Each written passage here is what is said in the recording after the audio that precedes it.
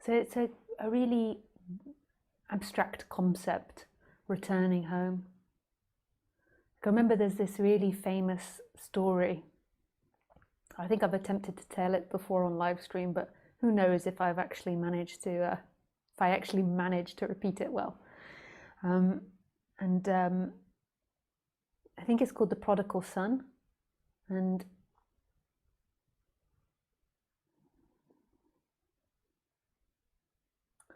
there is this father that has a son, and he loves his son more than anything. He thinks his son is the bee's knees, and the father is the richest man in the area.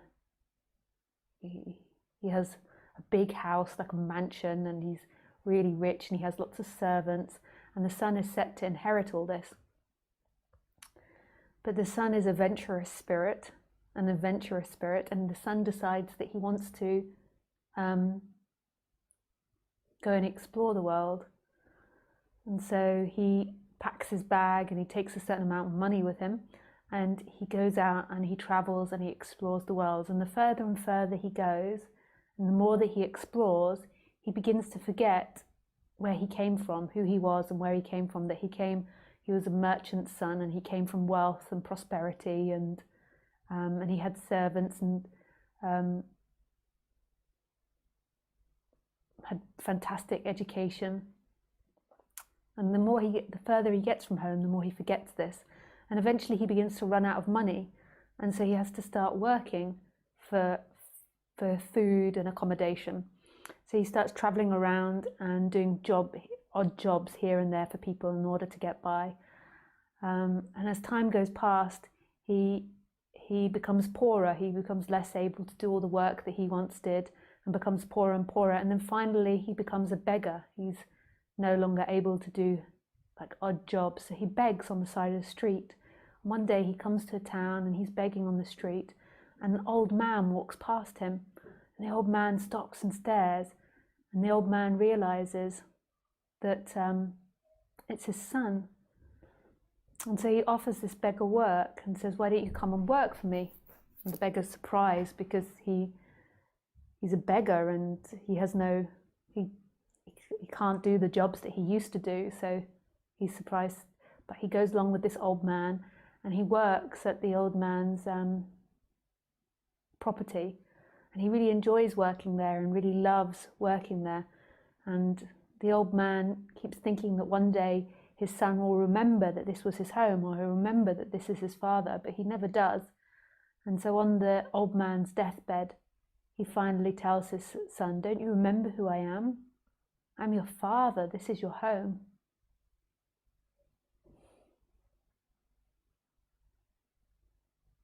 And the son begins to remember that he is the son of a merchant man.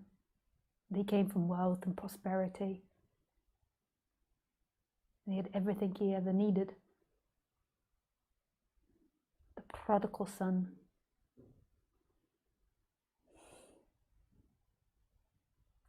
And you could say that that's a metaphor for what this life is like. So you leave consciousness.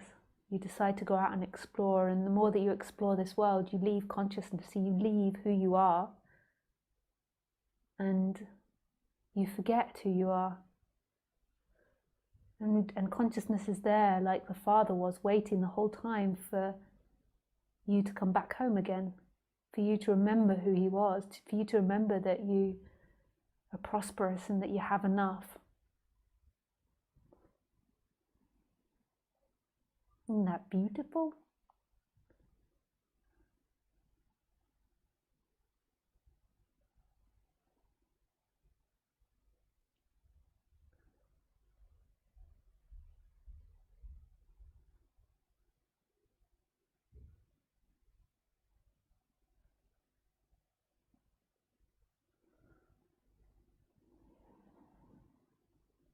And that's what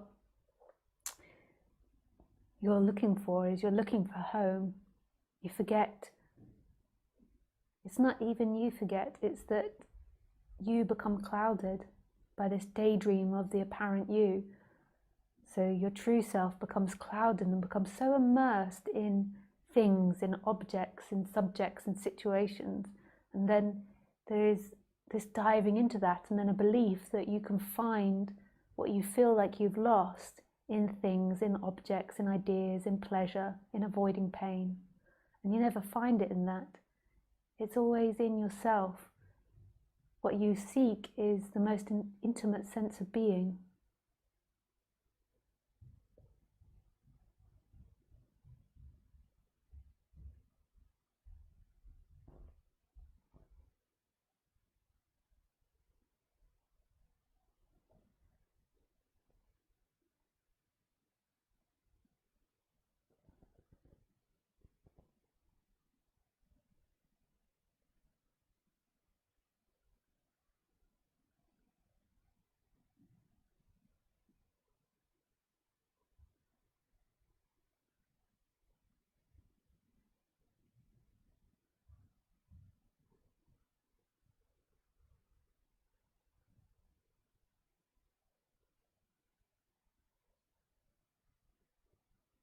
It's like love. So all you ever look for is love. Not love as this big orgasmic thing where you want to bonk it, like where you want to have your way with it, where you want to put it in a jar and keep it. But love as this home, this sense of belonging. And you know this. It's not far from you. Like that sense of being, that sense of experiencing and the empty looking, it's always been there. Like that sense of being alive has been there in every experience. It's just that it gets muddled up with you being alive. Like in you as someone having a feeling, and then it feels like this experience isn't empty, but this experience belongs to someone. Whereas actually the experiencer goes on infinitely. It's so empty, the experiencer. There's nothing that way. And the experiencer isn't inside the head. The experiencer is also all things that are being experienced. Isn't that magic?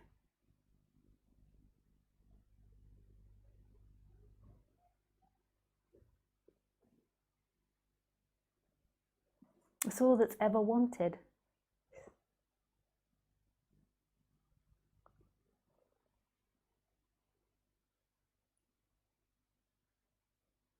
All that's ever wanted is this emptiness, that there's nothing looking now. There's nothing experiencing. But you know this.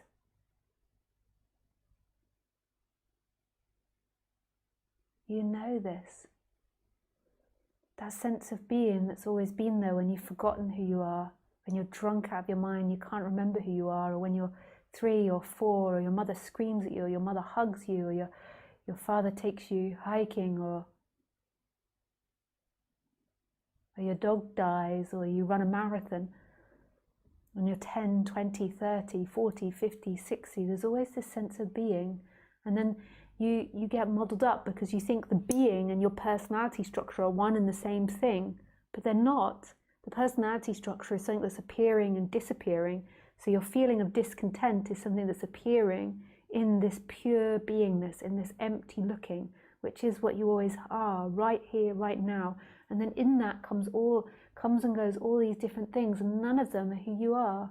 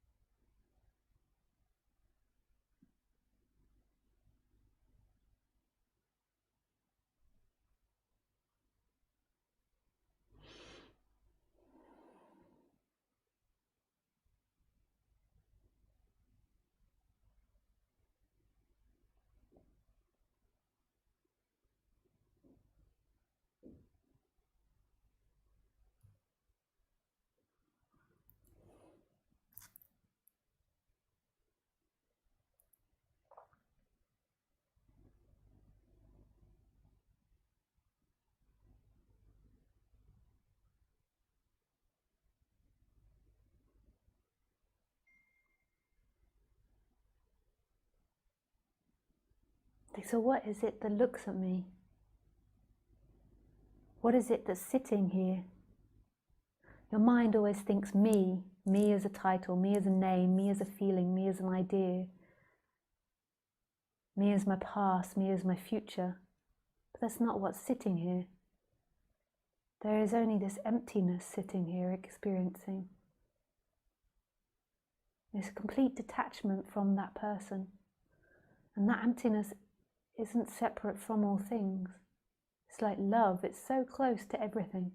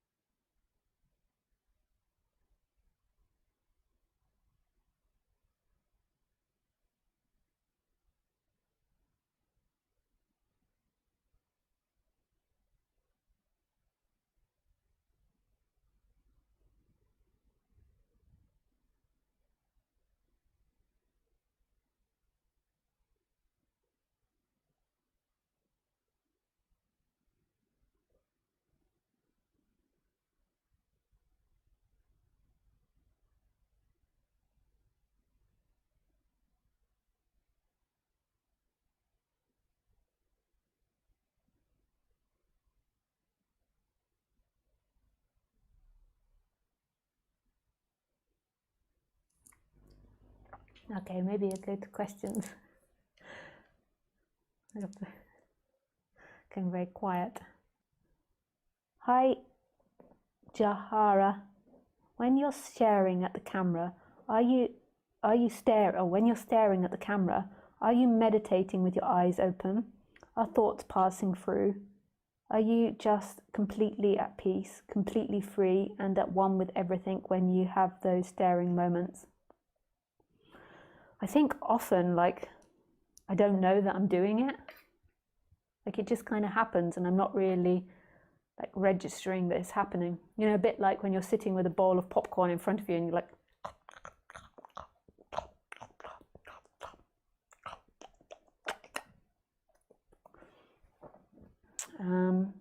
I just kind of like finish my sentence and then, but for today, from what I remember doing that, I was feeling particularly blissed out.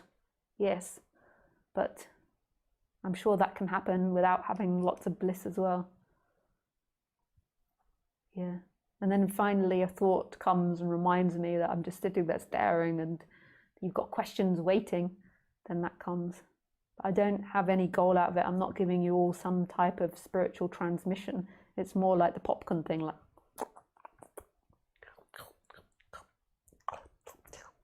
I just sort of I finish a sentence and then I'm like,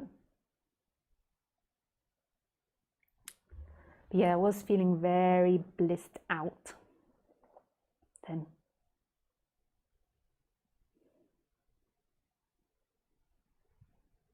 But I'm sure I was thinking as well. I just can't remember what I was thinking about. But I'm sure thoughts were passing in and out.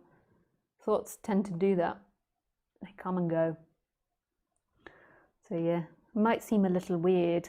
When you've studied Buddhism for a long time, these sorts of things become a lot less weird.